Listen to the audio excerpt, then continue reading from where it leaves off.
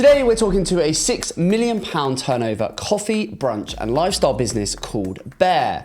They're a business that are going like gangbusters. They've been trading for almost a decade. They have 8 stores in the Midlands and 1 down south. They do very little online, and they're joining me on the pod today to talk about what they could and should be doing when it comes to their paid media and their marketing. This is going to be a fantastic conversation. Let's get into it. Welcome to Grow with Evergreen, the podcast designed to help you grow your business by providing practical insights into all things paid media, creative and digital strategy.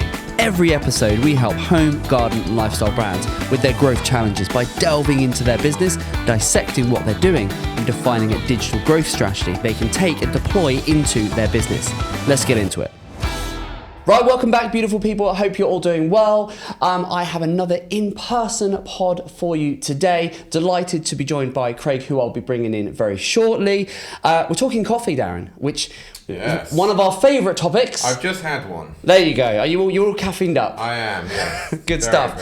How you doing, my friend? You well? Yeah, really good. Really busy. Come on, give our Grow with Evergreen a little flavour of what you've been. In fact, tell them what you were showing me last night before I left, because I was leaving the office last night and you were very animated and excited. I was. So I've been working on a couple of things where we've got a couple of clients who they aren't so flush with video, let's say. So as in they haven't got much video content. You exactly. Mean? Yeah. What it means is that a lot of the time we get a chance to go out and we get to film, but with 1 or 2 of our clients, they have less of an opportunity for that. So they mainly do installations of what they sell. So they don't particularly have a lot of it ready to go and film. Sure. They don't have a showroom. They don't have a showroom. They don't have it. They don't, unless we arrange it with customers. There's not a lot of chance for me to go and film something. So basically, I put my head. I got my head something and got it down. And you went full innovative. You just went into innovation mode, didn't you? Yeah, I did. And I basically found a way to use AI to bring the images that they have to life, and to have a sort of camera moving through this scene of an image and basically turn it into a full-on video. Yeah, it's amazing. And it is incredible. Tied with an AI voiceover. Yeah, But essentially, you turn what I was just like, wow, if you can picture the scenes, this is in a garden. These are pictures of a garden, but what you've done through AI and whatever the trickery you use is essentially you've brought those images to life, so that to the point where the leaves on the trees are blowing, fire, and there's a fire pit in these gardens. That there's a fire in the image, so the flames are going, and the sky's moving, and suddenly you took 4 or 5 images, and you've now sequenced them into an ad, which you would never know. This is not video footage that you've captured, and then you shared it with a client who was loving it. And actually, what's really interesting is I showed it to someone last night, and this is someone who knows a lot about AI. And I sort of did a bit of a Texas switch on him, because I basically preempted it by saying, "Oh, we've got someone to do a voiceover in."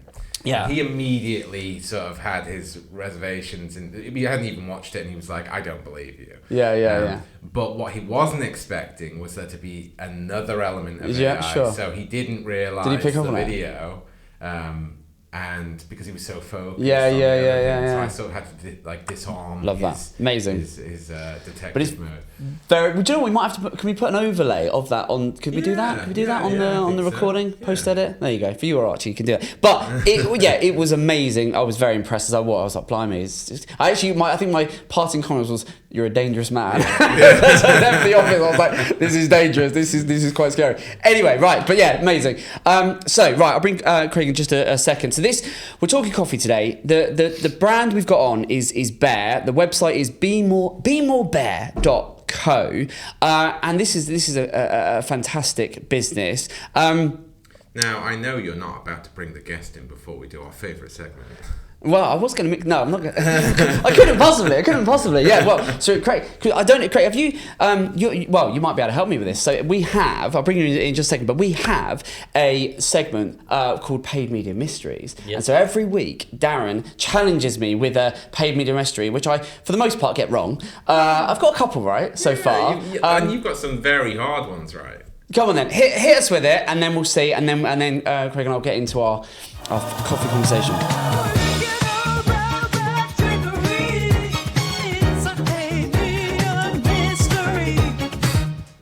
Come on then, hit me with it. Let's do it. As continuing my trend, I've got a coffee-based one. See, you're welcome. There you go. Yes. Yeah. So the question this week is: what is the average customer acquisition cost, or CAC, for coffee brands using paid media in the UK?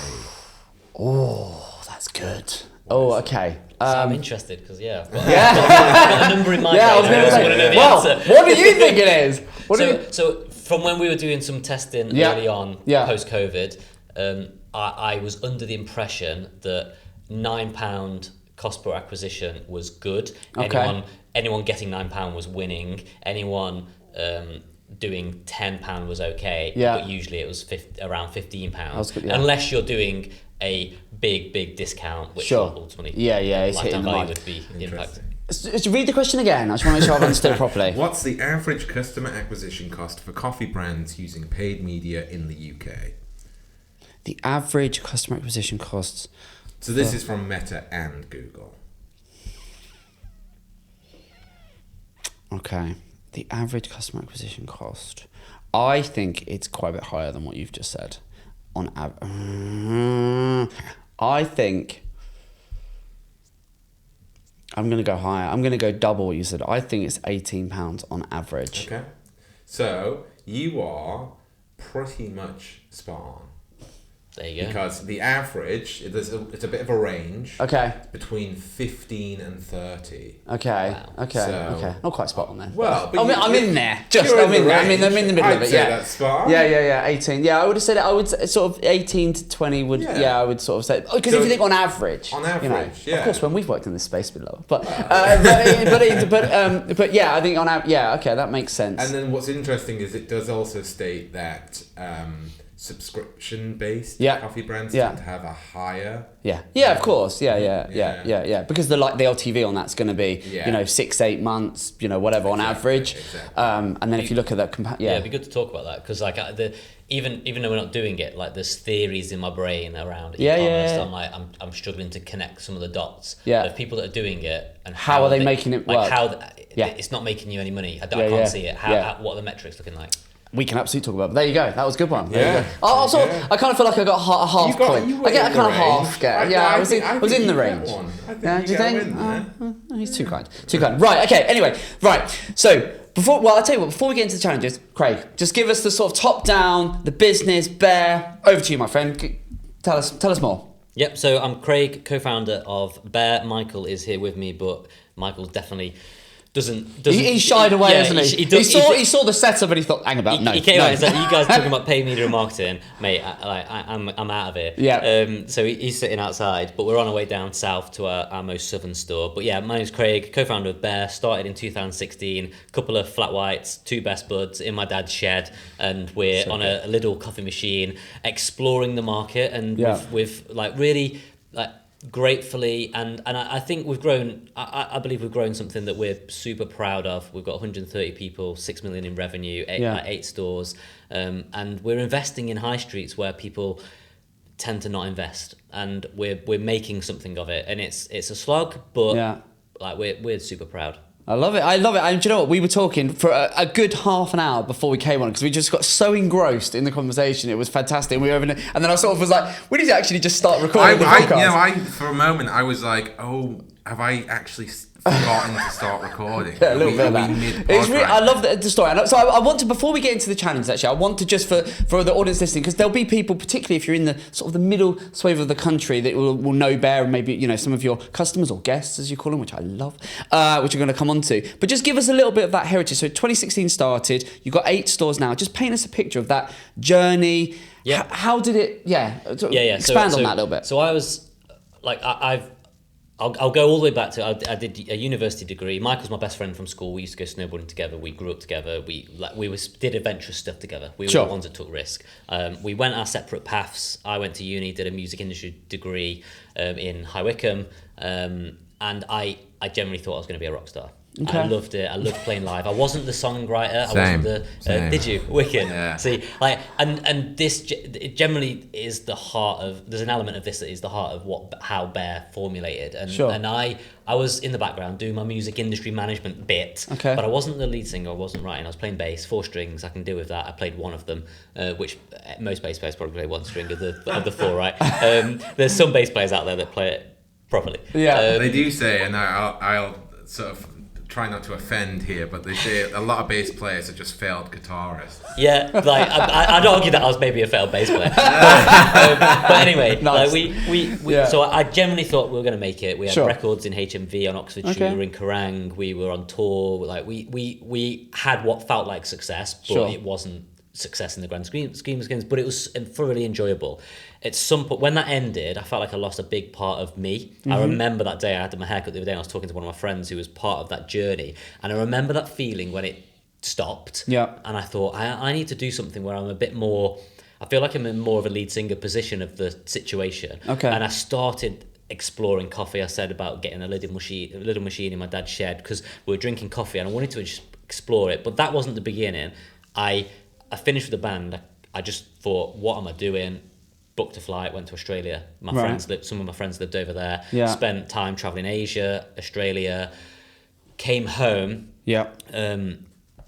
Went into branding and marketing because I thought I'm not going to work in the music industry because they wanted everyone to work for free, and I'm like, why are people working for free? That doesn't make any sense. So I got a job in Marlow working for Ryobi Power Tools, green ones that you saw in B&Q. In sales first. Right. Then within brand activation, then within branding and product, and I love that. I lived down in Marlow, and then I was getting married, so I took a job back in the Midlands, got married, went travelling, and spent a bit of time in coffee shops in Australia.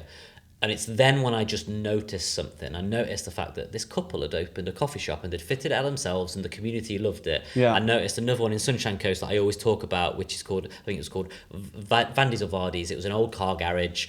A group of friends or a couple have created this space, and I sat there drinking a coffee in Sunshine Coast thinking, this is wicked. I feel I'm happy in this moment. So it wasn't just about the product, it was the whole product. And when I got home, I was like, what do? Do I get a job in marketing again? Where? What? And Michael was round, and we had this little coffee machine, and I was like, what if we just started our own coffee brand? And we started to explore coffee. And when you started to dig into coffee and the speciality side of it, it unpacked where Michael's like science, he did a Bachelor of Science, I did a Bachelor of Arts. Right. That came together, and he was like, change few variables as possible so you can see how you impact an extraction. If you're doing 18 grams of coffee in and it's got coming out in 28 seconds and you've got a 2-to-1, like a 1-to-2 yield, what happens if we do a finer grind? How does that impact flavor? That process of changing one variable at a time to manage consistency. Yeah. And we all know, like, whether we're talking about consistency in coffee, consistency in brand, consistency in guest experience, consistency in how you team, like culture, everything that you do, consistency is the hardest part. It's where people fall over, it's where people fail. Focus, double down on consistency, and you'll win, in my opinion. So he loved that bit, and I loved this whole creative industry that unpacked around hospitality and coffee in front of me, and it felt like a band. It felt like if I open a shop, it's like a venue. My stage is the bar, my coffee machine is the instrument, and my album is the product. And I'm like, people are attaching themselves to this thing like they do with music, and I was like, what other industry resonates in that way with creative and business? And when creativity and business collide, I can do business. When there's business with no creativity, like I can't do it. So we started exploring Bear. We started to unpack it. We spent a year understanding property, leases, coffee. And Michael was working. I quit my job, and my dad was a wall and floor tiler, so I could wall and floor tile, so I was just doing that. And at the time we were actually tiling a restaurant, so I was watching how they were fitting out this shop because I was part of it. Nice. So I'm learning this whole time, even learning when I'm not realizing what I'm learning. And then we leased the shop, it fell through, we got another one, a bit too big, couldn't really afford to fit it out, and we very quickly realized we'd built this thing that people loved, and I mean, I'll cut there because it's a long story. Talk about how we started. But we ended up opening our first store in our hometown of Uttoxeter back in 2016, and we've just been growing and learning and testing ever since. Interesting. I love it. And I think that's because that's one of the things that we were talking about before we came on, which is the product you sell is coffee, but in addition to that, and brunch obviously as well. But it is, and that makes sense from what you just said there. It's the lifestyle part. It's that, and you sort of say it's the adventure, the connection, and the lifestyle. And that's the sort of this positioning. And just give us where does that come from? Because I think there'll be people going, oh, okay, Bear, sells. You've got 8 coffee shops and you sell coffee, but it's more than that, isn't it? And you're really pushing to it's more than that, and it's to just expand on that a little bit, because I think that is obviously a big part of the USP here. Yeah, so I think if someone says to me, "What's your USP?" We did this when we did our crowdfunding pitch down in London. So what's your USP? I'm not going to sit here and say our coffee is the best in the UK. I think anyone that's sitting here saying their coffee is the best in the UK, just don't believe them. Because there's a level where it becomes subjective. Now, can you make bad coffee? Absolutely. Your process can be wrong. Sure. And can you buy less quality coffee than other coffee? Absolutely. Coffee. Absolutely. Yeah. But there's an element of subjectivity when it comes to flavour. Yep. So we love our coffee, and I love lots of other coffee that I drink in and around London and around the UK. And I support the industry wholeheartedly. What makes Bear different? What's our USP? Well, if it's not our coffee, what is it? Well, it's the idea of being where our guests are when they're not in our stores. How do we resonate with our guests? Where are people that go to coffee shops? Where are they when they're not in coffee shops? Are we there? I want to have a brand that is we use a bulldog clip. I use a bulldog clip analogy. If I send a bag of coffee to someone, when we grow and nail the e-commerce play, send a bag of coffee to someone, bulldog clip on it. Bulldog clip gets taken off the coffee bag goes in the bin, compostable hopefully. And then where's that bulldog clip that says Bear on it? On the Cocoa Pops, it's on the pasta in the pantry. Okay. We've moved our brand away from our product into someone's lifestyle. Sure. And if I can create a vehicle that can build community and connection and integrate within people's lifestyles, whether it's a running club, a cycling club, whether we're at this event or whether we're on a bulldog clip in their pantry. Yeah. How do we be front of mind when people think, where shall I go for an espresso martini? Well, I'm going to go to Bear. Where do I go to meet this person for this meeting? I'm going to go to Bear. Where shall I buy my coffee or tea from? I'm going to buy it from Bear.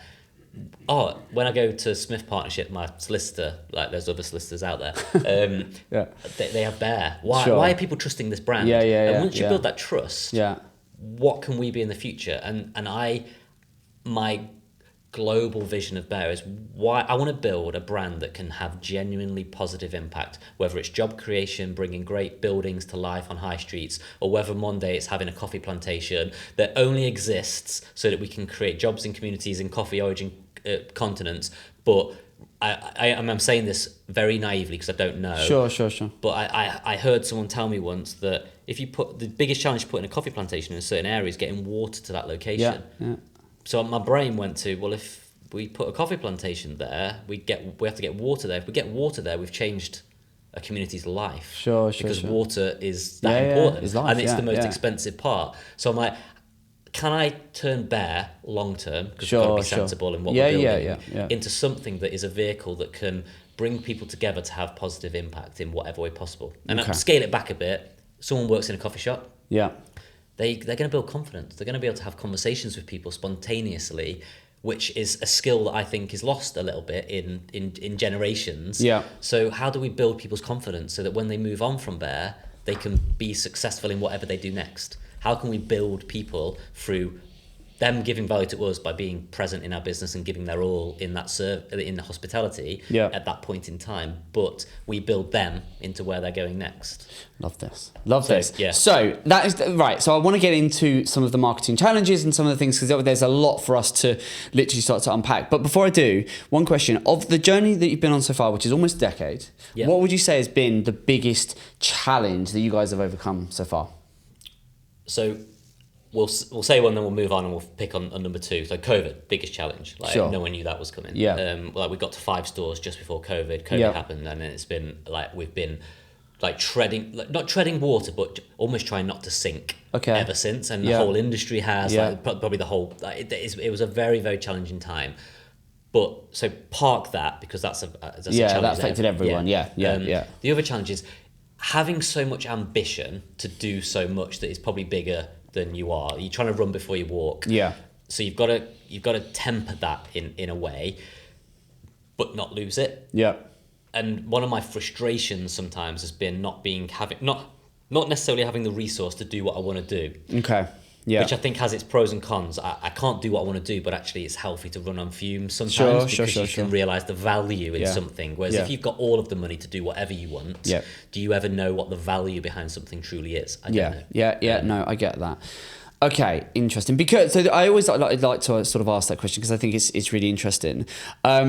Because as you say, you've obviously got, you've got a clear vision and you sort of have extremely big aspirations of where you want to take this brand. And this is a business, as you say, you've gone for a couple of rounds of funding before and you've built it to this point. And you said, I asked you before we came on is, where do you want to take this business over the next sort of few years? And, you want to massively increase the number of stores that you have, start to go across. Because at the moment you're mainly, so you're Derbyshire, Nottinghamshire, Staffordshire, Cheshire, and then just one down south. Yes. Yeah. So, but you're wanting to sort of 3-4x the number of stores, get up to 25-30 stores. Yeah. Yes. Yeah. So we're not chasing store growth because it's some kind of rollout plan. Yeah. Like the idea of talking about it as a rollout plan makes me ick. Like I don't like that idea. Yeah. But I love the idea of putting our brand in a community that creates jobs and can lead that community. Yeah. So we can become a conduit of something positive in that community. I love that. So why would I not want to do more of that? Yeah, you want to, but that's going to be part of what you're saying about in terms of just having the resources, time, money, and everything else to make that happen. Yeah. So, but I think what's really interesting when I saw, obviously we were first talking about this and we were talking about getting you on the pod is obviously this is a business that is you've got the mission, you know where you are. It's a store-based business. You're not doing wholesale yet. It's all sort of obviously direct to consumer. But then from an e-commerce standpoint, essentially we're not really doing any of that at the moment, are we? Very little. And we definitely want to, and that is when I talk about them frustrations. Yeah. Like, I want to do that yesterday. Yeah, I want to do it last year. Yeah. And we are doing it, but we're doing it in such a we're there but we're not there way. Yeah. And we had a bit of a stab of it, and then we kind of pulled back to reassess brand, like outside of our stores essentially. What does that look like? And we've done that, so we are ready to go again, really. And I'm so excited about that because I want to be where our guests are when they're not in our stores, and that is they're in their kitchens. Exactly that. So we've developed product, we've developed brand outside of our four walls in terms of look and feel. We've nailed our creative direction brief, and we had all that. We redid our packaging. I didn't bring any down with me, but like the logo changed. The whole feel aligns with the vision of the brand. So desperate to so because I think because there's a few things. I've got a few ideas from everything you've said and from reading the initial application and just the whole thing. I've got lots of sort of ideas and things. I'm just gonna throw a few things at you, and then we can just sort of, because there's quite a lot here. So right. At the moment, you're doing your organic socials. Are you doing any paid social? So we do an element of paid social. We give a budget per store, and we don't use it per store, but it's just to make sure that we're allocating spend across the sites. And what's that being used for? So mainly used to look at what's performing well organically, and can we then boost that, not by pressing boost, by doing it in the right way, but seeing that a piece of content is resonating, and can we add some fuel behind that to get more eyeballs on it, ultimately to drive people awareness to, like Pancake. We did Pancake for a couple of weeks because it was Pancake Day yesterday. Yesterday traded phenomenally well for us as a business, but the last 3 weeks have traded really well. And we had a special pancake menu. So we just need as many people within a lead up to that trading period to know that this is what the pancakes look like. So it's great content shot. But if it's no point being great content shot if enough eyeballs if no one sees it. So it's brand awareness around that, because it's all geolocated. The spend is geolocated around people that will go to our stores. Fine. So why? But you're not spending. How much are you spending on it? You're not spending a huge amount, are you, on that right now? 1,500 quid, 2k a month on paid media across per store or in total? In total. So very why little. Are you only spending so little? Because budget constraints, I guess. Okay. That's the biggest reason. Like how do we build? So we need to build footfall. We need to build spend. But so have you put back into marketing? How are you coming how are you working out what should be your marketing budget? Because it's always a bit of a chicken and egg in terms of if the audience is. Have you done a research piece? Because I know you do obviously all your marketing in house, but have you looked at the size of your market? The potential for scope it online in terms of how many eyeballs you could get and what therefore you could spend. Have you done that research? So no. So we. I mean, I would love to know how much could we spend, and where's the point that becomes where you saturate the market. And I'm very aware that if we were talking purely e-commerce and looking at the entirety of the UK, the pot is a lot bigger. When you're talking about stores where you've got one in Nottingham, one in Derby, or two in Derby, one in Uttoxeter, there's an element of crossover. So you can saturate very quickly in that area. So it's knowing how do we not saturate where we become them again, that kind of feel. I think that's important. I think there's a few things you can do there, you know, from practical, and the big part of the you know, the Grow with Evergreen pod is to try and give practical things. I can go and implement that. I can go and do that. Yeah. So for example, you know, what you could look at is, do you know what Google Search Console is? Yes. So we don't do, when we talk about paid media, we're only really using Meta. Fine. Okay. So Google, there's a few things here, and I know you've got your trusty notebook. So there's a few things, but we can cover it. You know, I'll listen. back. Yeah, you can listen back to definitely. it. But Google Search Console is going to give you insight. That's a free tool from Google, and that is going to show you how people are finding the website right now. Yeah. So you'd be able to reverse engineer that very simply. I know you've got Hattie who heads up your marketing. Something she could do is look into that tool and look at how much search is happening within your specific regions, and look at how much people are searching Derbyshire, in Nottinghamshire and stuff like that. You can reverse that and get a sense of how many people are looking for and localizing their searches. That will give you a sense of how many people are actively searching.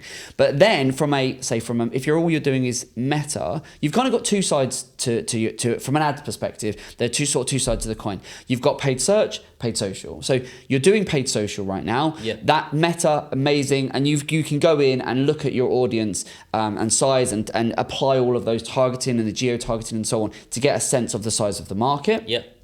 There's always going to be a need to experiment. So you're always going to have to just sort of go, we're going to do this for 3 months. We're going to look at the reach of our ads. We're going to look at how many clicks, what engagement we get. We're going to look at the frequency with which our ads are shown, and we're going to be able to measure the impact on that, what we feel online, but also what we feel in the stores. There's always going to have to be an element of that. So a little bit of, you've just got to trial and test and measure it. So, but social is very powerful, and I think if this was my business, what I'd be thinking of from a social perspective is a hugely powerful way to keep the brand top of mind, to reinforce, because it's not just about the product, part of the product is the place, it is it's all of that. So it's, for me, I'd be thinking all of things like your Pancake Week and your this and all your events, how you're building them, content, it's building all of that in and putting a localized skew on it, absolutely, and then rip and repeating that for all the different stores. But you need, if you're only spending a couple of grand a month, you're just not touching the sides, because you're only spending, £1,500 a month is 50 quid a day. 50 quid a day spread across X number, 8 stores in this case, or however many, is just, you're never going to get statistically significant data and numbers to be able to have an impact. So it's going to be, someone will see an ad once in a blue moon, but you're not going to get that repetition, that frequency. And so I always like, tie this back to the psychological triggers of marketing, of that frequency of ads. A customer, whether they know you and they've been in a store or they haven't, you want to stay top of mind. And so I would be looking at paid social, understand the size of the market and go, okay, there's potential reach there of 50,000 people, 30,000 people, 100,000 people, whatever it looks like. And then looking at your data now, and I say, please don't ever boost a post, my God. But from from the back end of Meta, looking at that, and you could look at what you've done previously and start to reverse engineer and go, okay, we spent X, what was the reach, what was the engagement, what is therefore the potential, and this is all, you can find all of this stuff out from the back end of the system.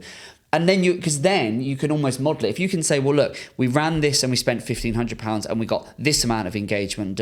If we dial it up for 3-6 months, what does it do? Yeah. And I think, that combination, some of it you would see in terms of, because you could have different messages, different ads, different calls to action, some that drive people online to buy, and some that are then driving them in store and so on. I think that's the place we've got to, is where, so we don't spend consistently monthly that budget. We group spend based on campaigns. So we budget it based on making sure everyone's getting a fair amount. But actually, for Pancake Week, we might have not had any ad spends live for 2 weeks prior to that. Right. Built the to cash, give it a little bit more. Give it more. So we're focusing it on campaign stuff. But I think where we probably previously got caught up with, when you think e-commerce, everyone's like paid media. There's brand awareness. There's the gut feel ROI. And then there's the hard cost per acquisition stuff that you can measure. Within restaurants and like physical spaces, it's getting better, but we're not a restaurant that you only ever really book. You don't go to Bear. People do book. You can book. So a call to action of ours can be booked. So then we can measure ad spend based on number of bookings. But people don't tend. That's not how people behave. No. When someone goes to Bear, they just go to Bear. They're not necessarily booking. You don't really know if you just pop in. Has that ad.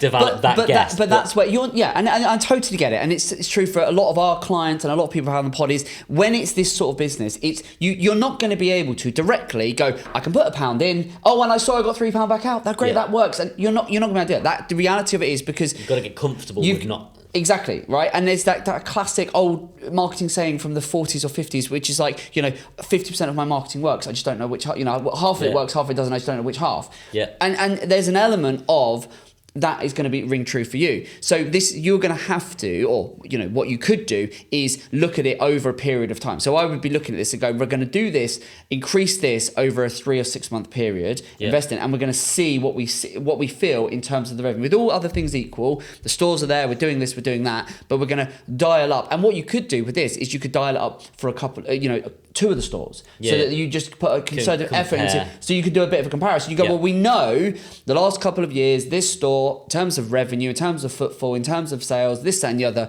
does X and Y. Yeah. If we double down on a marketing campaign and essentially the name of the game is just to drive brand awareness. It's to increase that visibility. And for you, I wouldn't be looking at this, I just say from where you're at right now, in terms of an e-commerce play and talking about just out and out e-commerce sales from any Tom, Dick and Harry. I wouldn't be doing that. What I'd be doing is localizing your campaigns and looking at Meta and going, Meta's an incredibly visually powerful way of getting across the core message, the product, all of the USPs, like what you're about, building that community, building that sense of I'm part of that. This is I belong here. Doing that in a localized way, but with a series of messages, because otherwise, without that, you are reliant on them physically. Once they're in your world, they come into your store, they're in your world. They're going to absorb it. They're going to be, I'm in this world. Yeah.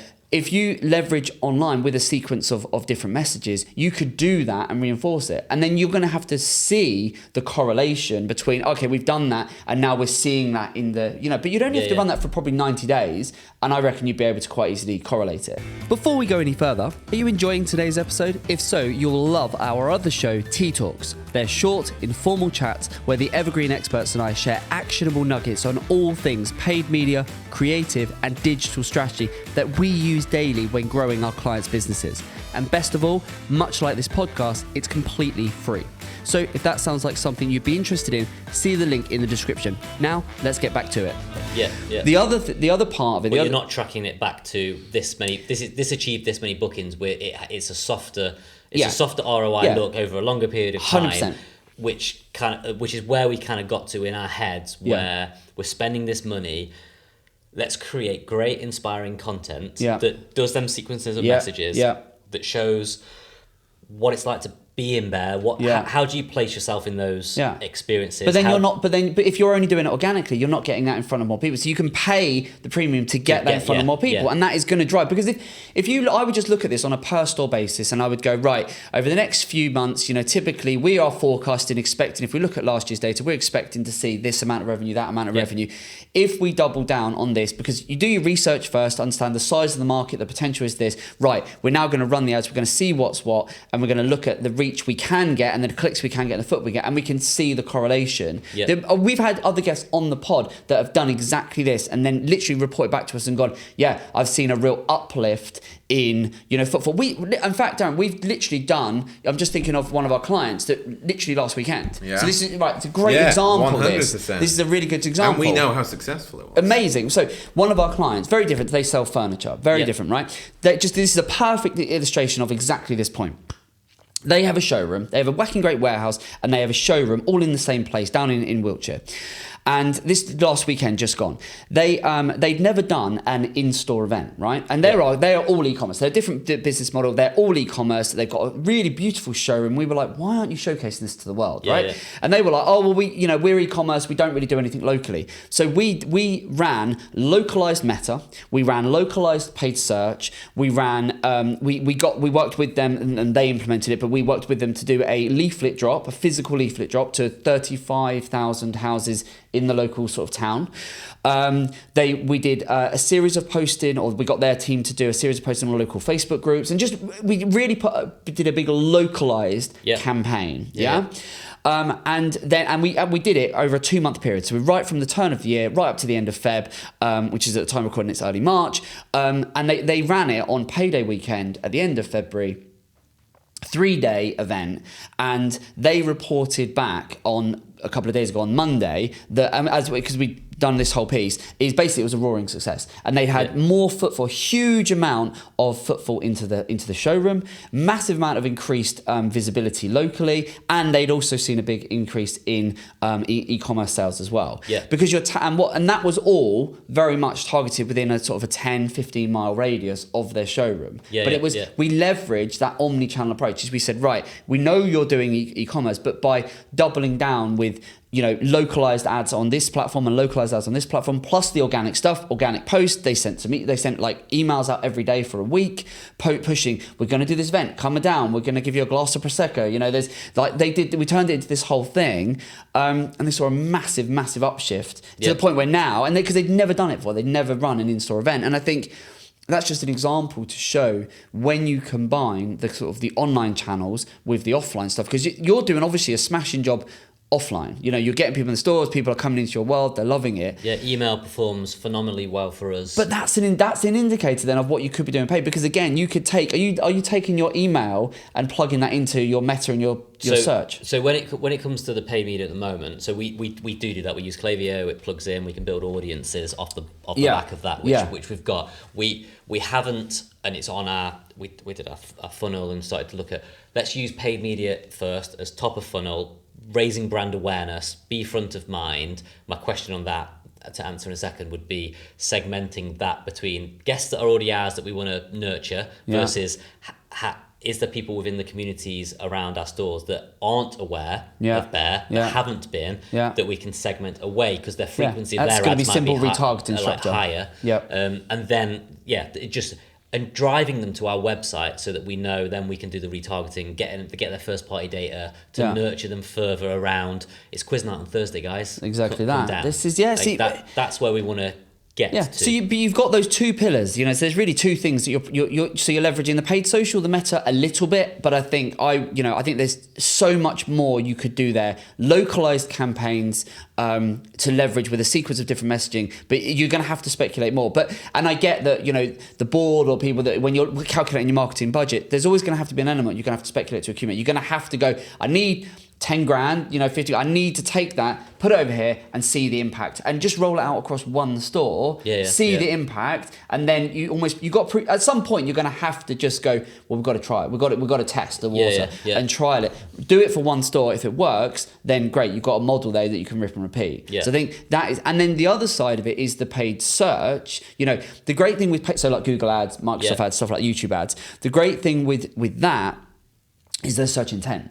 So paid search, are you doing any Google ads or anything right now? So no, search ads we don't do. I love the idea of it. It's not something we've jumped into because that budget that we've assigned to it is small. It feels like assign that to paid social as opposed to search. But because with search, if you we tested it earlier, didn't we? So there's it's ever changing. If you're in Derby and you search for best coffee in Derby or coffee near me, we're going to be pretty near the top. So organically, there's probably ways to just elevate that further with paid search to make sure that we're even more.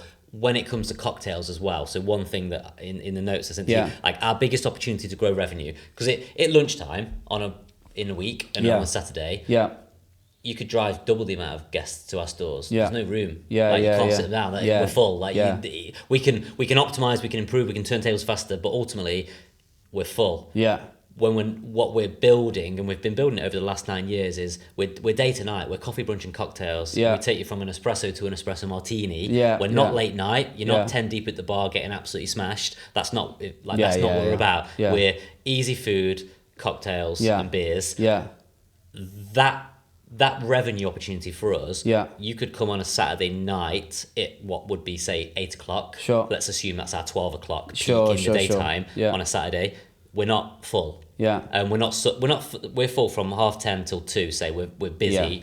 Whereas from 6:30 till 9:30, we're not. So we can grow that. And so if we had a whole budget that was focused, actually, we're all right in the day. Let's just let that keep ticking over. Yeah. Let's grow that revenue in the night. Yeah. We could see that grow on the graph to keep reinvesting. But that again ties back to social and retarget. This is a retargeting play all day long. You know, in terms of you get all of the existing data you've got, you plug that in. You know, to take your Klaviyo data, you plug that into Meta, retarget. Because how many of your customers or your guests, how many of your guests and people that know of you, that love you for coffee, don't even know that you do the cocktail piece because you're relying on. They might see it when they're in store, but when they come in. But actually, beyond that, they'll see it in an email. And they'll see it. They'll see it. But I feel what we've noticed is that there's that frequency. It doesn't sink in. Yeah. Because you've got to keep reiterating the point. And paid social. It's an absolute no-brainer to be doing paid. Retargeting and using those channels because visually, you can set a very different tone with your cocktails. And we're open. These are open now. You can get all of directions different. You can get all of those core messages and you can capture them. You're not relying on them. Email, amazing, great platform, but you're not relying on them to open the email. You're prompt. It's nudge marketing. It's prompt marketing. You're just reminding them. Localizing. Localized retargeting is absolutely the way you should be going with this. And then I think from a paid paid search perspective, again, that is. I would look at the data to understand how many people do look for, that the nearby, the local searches, where they actually localize it by location. Cocktails near me. It's all of that. Yeah. And if you do hyper localized campaigns, again, you're going to need a budget to play with to do it, and then you just need a period of time. So you need to allocate a budget to this.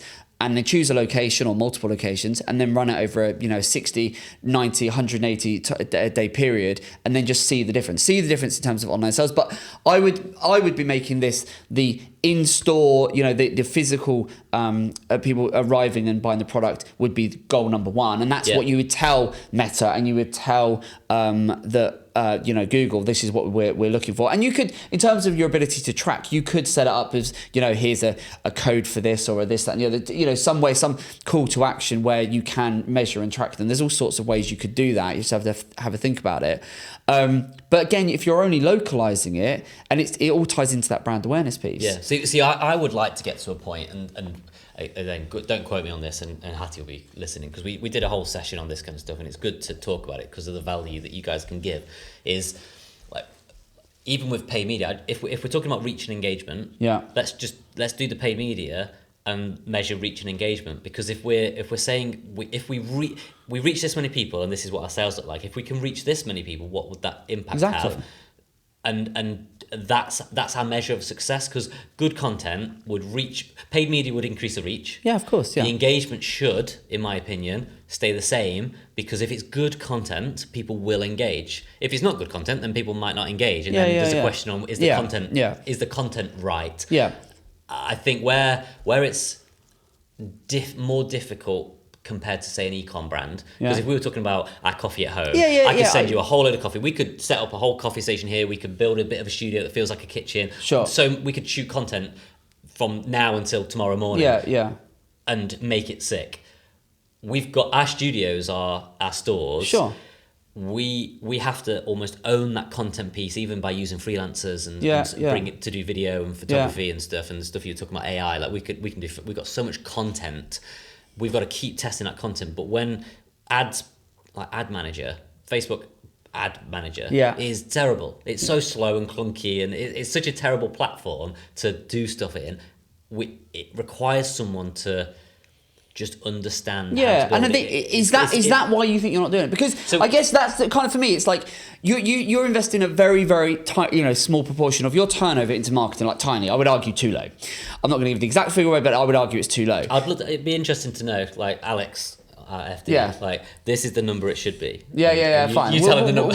Well, it should be. So for example, I think in total marketing, most SMEs, that want to scale will go anywhere between 5 and 15%. As a rule of thumb, in our home garden lifestyle, every brand I can think of is investing between 5 and 15%. And what did I say earlier? Probably like 2%. And you're like less than 2%. Yeah, which I think is phenomenally powerful as a brand to say that we're generating well, no, this. exactly. You've got great brand awareness, and but for me, you've got 8 stores, you want to get to 28, 30 stores, and I'm looking at that going, how do you are not, if you're only spending, 50 quid a day, give or take, on campaigns, and you've got them start, stop, and you haven't got any always on campaigns, and you're not leveraging localized paid search, and you're only doing a tiny amount of paid social, I think you are leaving huge amounts of money on the table of what you could do by leveraging the online channels to drive footfall into the stores. Because you're doing such a tiny amount of that. So for me, what I think is very exciting is you've nailed so many of the things that I would want to brand. You've got your brand. You know who you are. You know who your customer is or your guest is. You've kind of tick, but you just haven't turned the tap on. And paid media, which I think is important. To know when's the right time to turn the tap on. If and when we talk about store by store, to even for us, turning the tap on store by store, because if I was to turn the tap on and give you £1 million to spend tomorrow, can that store receive them sales? Yeah, well, of course, no, probably not. Exactly. But it's about, and of course, it's going to be a gradual. It's not when I say turns out, it's not. You're not just going to go from zero to hero and suddenly, oh my god, we've got this massive 6-figure budget and we're going like gangbusters. It's going to be a gradual thing, but you've always got to be, you've got to make it so you can have statistically significant numbers on the board, And if you're only spending 50 quid, I mean, your data would tell you. If you went into your Facebook, your ads manager, and you looked at it, what did we spend? What was the reach? What was the engagement or the metrics or the campaign type that you're running, and then but crucially what you want to do is then look at what is the potential audience size. Okay, we had a reach was 20,000, but actually you did a bit of market research and you read, well, in the local area there's 100,000 chimney pots or whatever, you actually go, well, we only ran and got this amount of footfall to the store. Then it's a case of going, well, okay, if we dialed it up, what does that look like? There's always going to be, when you haven't done it, an element of structure. But I would liken it back to, does it make common sense in terms of the way in which I think to that's get in the bit, it's building it to make common sense in number of chimney pots, this is how many you reached, this is how many you didn't reach. I think that, let's roll it back. Instead of paid media, let's talk about a flyer. If you said, I've only got enough budget to print 1,000 flyers, it's like, okay, so you can go through 1,000 letterboxes, but there's actually 50,000 letterboxes you could go through. What happens if you could find the cash, and obviously finding the cash is important to be able to buy more flyers, to be able to get into more. Will that impact? Well, this is exactly like we did with our client. They'd not done a leaflet drop in, our client that did it just a couple of weeks ago. They'd not done a leaflet drop in years. They'd not done any localized campaign. They were like, we're an e-commerce brand. We just sell e-commerce, and I'm like, that's great, and it's making them millions of turnover. I'm like, brilliant. But we were like, but you have a physical store here. It is crazy. We went down there. We were there for a whole day. I think they had 4 or 5 customers in the showroom the whole day. And I was like, this is madness, because you've got this whole setup and you're not leveraging it. And so that's why we were like, do an online thing. And we sell paid media and creative for a living, right? But I absolutely do not advocate, just put all your eggs in, with paid media. It should be one string to the bow, 100%. And leaflets and offline stuff and your organic stuff, and then all your local community groups and all of these things absolutely will play a role, but paid media should be one of them, because it is very powerful and you have the ability to dial it, to turn the tap, because if you spend more, and the good thing is you can make it very targeted, because otherwise if you're just relying on organic, you can be creating the best content ever, really creative, have lots of fun with it, really showcasing who you are, but your reach is going to be severely limited. Which is where we've kind of got to, we've gone on that journey, what does creative look like, and we know that, and I said this earlier, didn't I? Creative we need to own in-house. And we can take influence from external, and obviously you can work with great freelancers, great studios for content creation. You can bring a phenomenal videographer who's got the eye for getting the end result, but ultimately they're spaces that people are going to come to film the content. The community management, I believe, needs to be owned by brand, because that community management goes into the CRM, it goes into the loyalty platform. It's community management from social is my team being in the groups, talking about the community. And actually, really, from a community management point of view, I want my store managers in the groups. I want to leverage employer-generated content, not with them having their own channels. I want my employees to own their own channels and be in the group. So I'll choose Luke in Ashbourne. Luke, I want him in Ashbourne online. Yeah. When someone says, where's a good place to get coffee? Yeah. I don't want Bear to answer. I want Bear to engage with Luke answering. Okay. That's the value. But that needs to be 100%. owned in-house. That's the strategy that Hattie leads in-house. Exactly. When it comes to paid media, the content needs to be created. The data needs to say what's resonating, what's not resonating based on the results. But ultimately, the management of, like you talk about always on, you talk about turning this on, turning that on, testing this, testing that. That can be done externally. It can be done internally, but you've got to hire someone to. It can be quite time intensive if it's done well. What you do, where it goes wrong. And again, I know you've got Hattie who heads up your store marketing. And I want to come on to one of the questions you asked before we came on air, but which is about like building that marketing department. But I think, as you say, it's like with everything. The more that you make it a focus and the more you put into it, the more you're going to get out of it.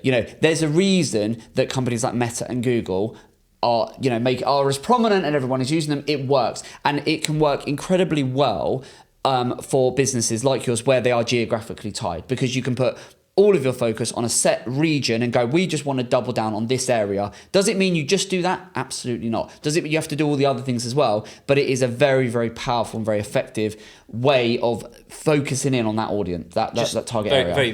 Very black and white question, because it's always something that's toying mind. What geolocation of a store? So you say you look at Utoxeter. How are you, from a paid media agency, deciding how wide that target should be in kilometers? Because that's what it uses, right? The answer is test. You test and measure. So you can set multiple target areas. So you would set it up and go, we're going to do a 5 mile radius and then an 8 mile radius and a 10 or whatever it might look, a 2 mile radius. You can set up. So we would set up different radiuses, as we do for many of our clients, and then you can split test and measure. Okay, the engagement, the impact we're having, the reach we're having, the frequency we're having, the conversions we're having, the whatever we're tracking within this radius is this versus this versus this. But if you did 3 ad sets, one with 5, one with 10, one with 15, say, because you're doing 3 ads, then are the people in the 5, they're also in the 10 and the 15, so are they getting hit 3 times? It depends how you would set it up. You can actively exclude those folks so that you are very specific in terms of going, it's this radius, then you exclude this. Okay, so you can exclude a radius within, I see that. You go exclude this audience. It depends how you set up, and that's where you get into the nitty gritty of it and stuff like that. But I think one of the reasons maybe that you're not leveraging this is maybe if you don't have the expertise or this is why a lot of businesses will use an agency. They will bring in that external support because it is an art. It's why we have a department that just does paid social. That is their expertise, and then we have a separate department that just does paid search. So to do those ads, where I think businesses get it wrong or they struggle with it or they don't see the returns is they just do a bit of a set and forget. We're going to set it up and we're going to kind of just go, we'll target a rough radius of this and we're going to do this, and then we'll just sort of let it run and we'll see what transpires. It will work to a point, but it's not really gonna where we tripped up before, I guess, was because we have used externals before. And we saw values of it, but we didn't have, like, Hattie was on her own. She's doing everything. Exactly. And now she's got more support with Lucy. That's great. So we're building that team up. Because paid media needed content. Content. I need this. Ad fatigue. I need this. I need this. And it's like, okay, how am I going to get all this? Now we've got this is the bit that we need to own. So we're now set up to be able to do this. So we can feed the machine. You've got to look at your marketing strategy and go, right, who's doing what? You've got Hattie that's overseeing everything. You've got Lucy's support. So it's like, what are we doing? What are we doing from an organic perspective? What are we doing from an email perspective? What are we doing with paid? Are we doing paid ads? That's a question mark. What are we doing here? What are we doing there? I think what I always say is it should always be business first, marketing second. So as a business, I would be looking at this going, right, what is the business plan of the next 5 years? Okay, it's to go from 8 stores to 30, 25, 38 stores or whatever. Revenues, we want to go from 6 million up to whatever it wants to be. And then looking at that and saying, well, what's going to drive that? And what role does the online side need to play? What do we need out of revenue from all of the stores? Where do we think the most potential? Mapping, you've probably done a lot of that, but mapping all of that out. And then looking at your marketing and actually going, right, what do we need to invest? Because you're going to have to invest more into growing. The good thing is with retargeting is you're only going to be re-engaging those that have already shown an interest. So either you've got their data because they've been a guest, they've been a customer before, or they've registered, or they're in your target area. And then you're going to need a sequence of messaging. But paid social, you're absolutely right. To make paid social work with any kind of scalability and with any sort of robustness in your ability to do it properly, you are going to need someone that is sitting there managing it day to day, knows what they're doing, and then you're also going to need to be feeding it a lot of creative. Some of that can be your EGC, your employee generated content. Some of it can be UGC stuff. Some of it can be the creative that you have that you're leveraging for your organic socials that you think, that's really worked. We're going to repurpose it. But then you also need your out and out ads, because they're going to have a stronger call to action. They're going to have the hooks and the real sort of messages of, okay, you've seen this, you've liked this, you've seen what we're up to here, we're doing this, we're doing that, and now there's the pancake week, now there is this, now there is these specific things,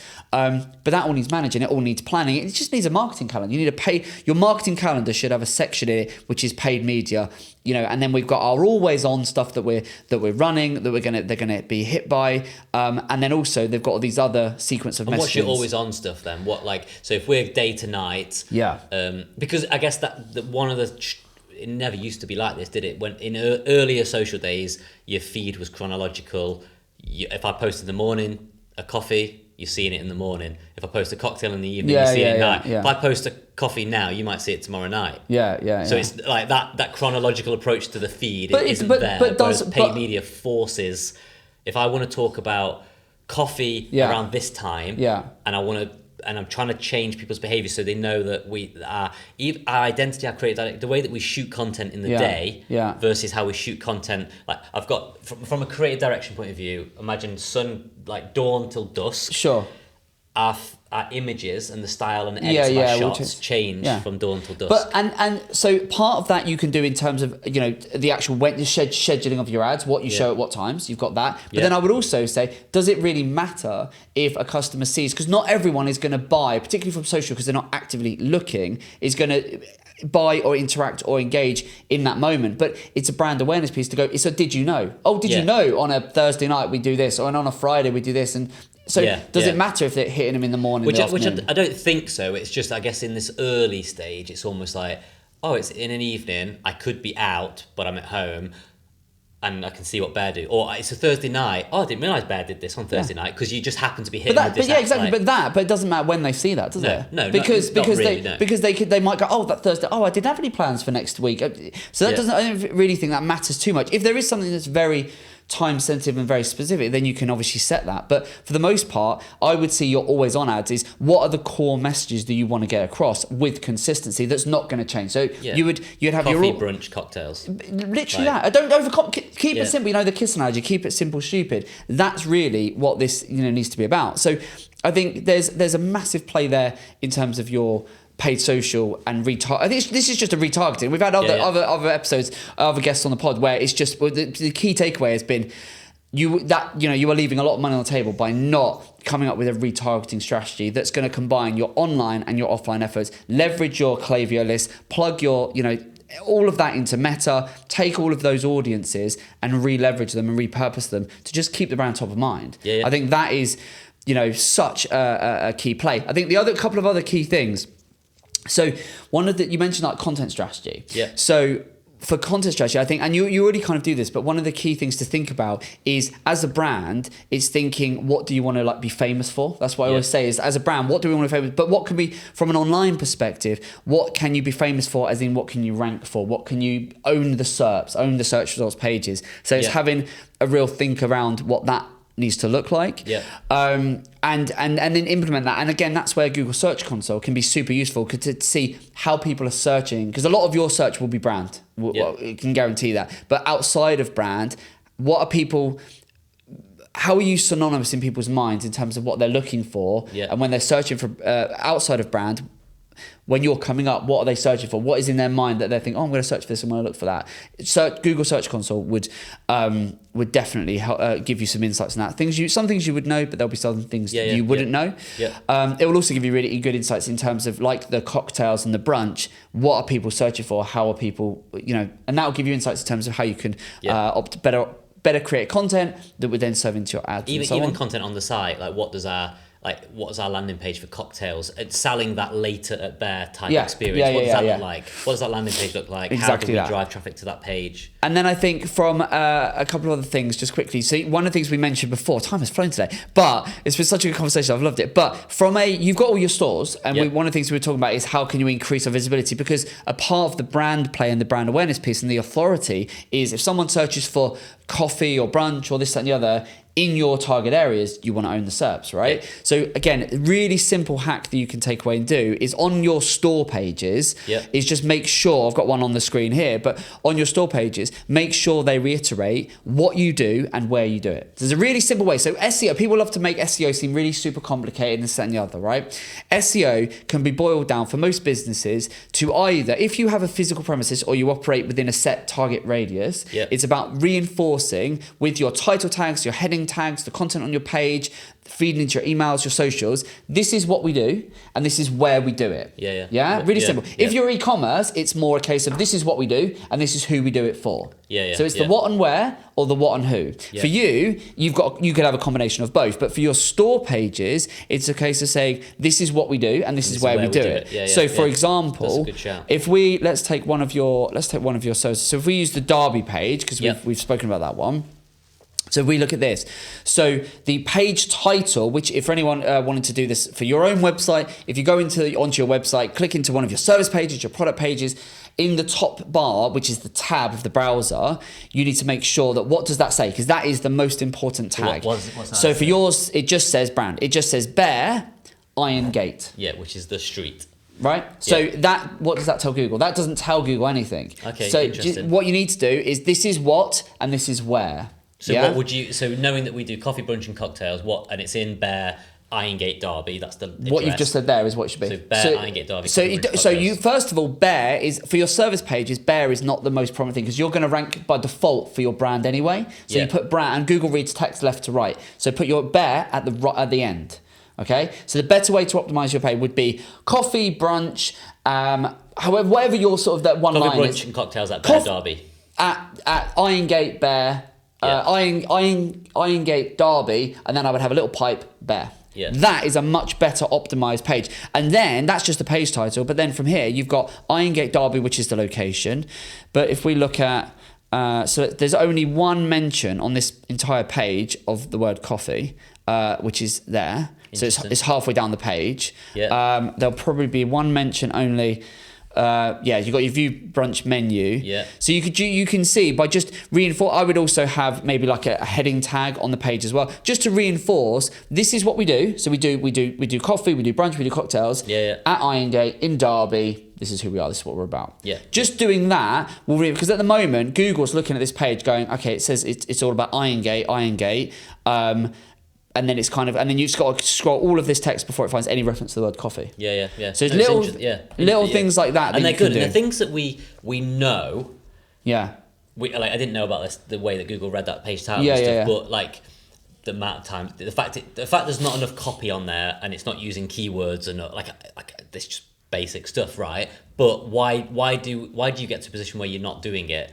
It usually comes down to time and resource. And end up not doing some of the more mundane elements that you just need to do make you just slowly drop away. You've got to switch them back on. And I think and that's it. And so there's a couple, I know we're going to run over on time, but there's a few other things that I just want to so I think retargeting, there's a massive thing on that. And again, whether you do it in-house, whether you outside, I think just plan that and look at how you can leverage, because you're probably sitting on, with your email data, with your customer data, you're probably sitting on so much that you could quite happily repurpose and re-leverage. I think as you already know, facts tell, stories sell. So make a point of telling that, your brand story. I think that's going to really help with your content, with your email, with your whole online piece. You can better optimize the website, whether you have had to do it, whatever, but just have someone go through and ask yourself, are we conveying on every page of our website through the titles, the heading tags, the text itself, this is what we do and this is where we do it? Or for the e-commerce side, this is what we do and this is who we do it for. This is what we're about. And then the last point, which I just thought was really interesting, is you mentioned about the, obviously you've got Hattie and then you've got Lucy now as supporting from a marketing perspective. And one of the questions you asked, amazing team. So one of the things you said before was, what what would I sort of recommend in terms of, as a business, what should you almost do in-house versus what should you outsource? Yeah. I always say, and if I think of the clients we work with, there's certain things you're always going to want to do in-house, right? Yeah. And a good way to think about Hattie and Lucy and stuff like that in terms of and the way for them to think about, because I'm sure they'll listen and watch this back, but a good thing for that way to them to think about it is they should see themselves as a bit of like the GP of your marketing, right? So the general practitioner. So Hattie and Lucy need to be sort of good all-rounders. They need to know enough about everything. So a bit of a broad brush. They're looking at the full picture of the marketing. And when it comes to most of your marketing, what we're doing, how we're doing it, the different irons in the fire, etc., they can do it. Where you can then potentially, and where we typically come in and other agencies, is when you need a specialist. So a GP will be able to, know enough to be able to diagnose the problem, this, that, and the other. But then if you need surgery for a specific thing, they will go to a specialist. This is an analogy, but you get the idea. But they will go to a specialist because they need absolute expert advice to go, I need someone to do that very specific thing. Yeah. And that's where Evergreen comes in, is we go, right, paid media is our thing, paid search, paid social, we can support on that. Yeah. And it plays one part of the bigger, wider thing. But the wider, so I think from a team in-house, if I were you, I would continue building up that internal, your current team, building that out from a marketing perspective. So you have then a sort of a core team, 3, 4, 5, 6 people that are there that are covering most of the bases. And as you identify, whether it's paid, whether it's email, what these different sort of specialist skills, that would be the point where you'd look at it. But it's not going to be cost effective for you to bring anyone in to support until you've got certain economies of scale. Because otherwise what you don't want to do is end up spending more on management than you have on ads. That makes no sense. And there will be, I see it sometimes where it's like, we're spending X amount on thing and less on ads. I'm like, that's just madness. Exactly. To me. And that's the thing that, like, if we given our budget that we're spending on paid media now, which we've got to start somewhere and you've got to build. Like someone having a retainer of like 4K a month, it makes no sense. When you're spending $1,000 on your paid media. No, you don't do it. And so you're going to have to get it to a certain point. And that's where it might be that you get a bit of consultancy. You say, someone come in, set us up, show us what and why and how to do it. And we'll scale it to a certain point. But I think what you need to know is that how much you can scale it and how far you could go with it, because that's going to give you a size of the market. Actually, we're only tapping right now into the first 5% of this, and actually beyond that, there's so much more scope if we were to scale it. Wicked. There's so much. But I don't know. We've run over time. But has it been useful? Is it a few things giving you a few sort of food for thought? I can talk about brand. I can talk about marketing. I can talk about building businesses. There's so many. I think this has been a fascinating conversation. I think I say it's an amazing brand, and I love the fact that what you're doing, the mission you're on. I think it's amazing. So kudos to you guys. Shout out to the rest of the team. I think what you're doing is amazing. Just go and double down on that retargeting. Just do that, because I think you might be surprised, and have a look at look into the Search Console and just how we can plug in all of those data to just really get all of those channels singing from the same hymn sheet. Yeah? Wicked. Great. Thanks so much for being on. Look, I think we're going to have to leave it there. Fascinating conversation. Do check these guys out, bemorebear.co. And if you are in the Derbyshire, Nottinghamshire, Staffordshire or Cheshire area, make sure you pop in, say hello and tell them you heard about them on the Grow With Evergreen podcast. I'd love that. Look, we're going to go off, probably have a coffee and a further chat. I'll leave you guys to enjoy the rest of your day. Thanks so much. We'll speak soon. Take care. Hello, beautiful people. I hope you enjoyed today's Grow With Evergreen podcast. I want to ask you if you would like to be my next guest. We're looking for more home, garden and lifestyle brands to join us. So if you're using paid media such as Google Ads and Meta Ads, if you're willing to be honest and open, and if you're wanting to grow online, then I think you'll find our podcast incredibly helpful for your business. You can apply directly via our website. Simply click on the navigation in the top right-hand side of the website and select podcast. Fill in the application and one of my team will get back to you. Best of all, it's completely free to join us on the Grow With Evergreen podcast. I look forward to helping you grow your business very soon.